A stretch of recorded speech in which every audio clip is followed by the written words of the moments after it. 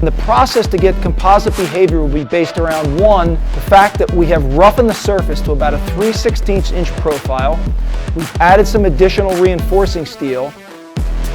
We have formed up the repair area, and we will pump a specialty material that's very flowable into that formwork, and once we have evacuated all the air, we will pressurize that form to a pressure that is a back pressure at the gauge at the port of about 6 to 8 psi. That will result of about a 1 to 2 psi internal pressure that will serve as the intimate contact to push the new material literally into the pores of the existing concrete and avoid a cold joint, hence getting composite action.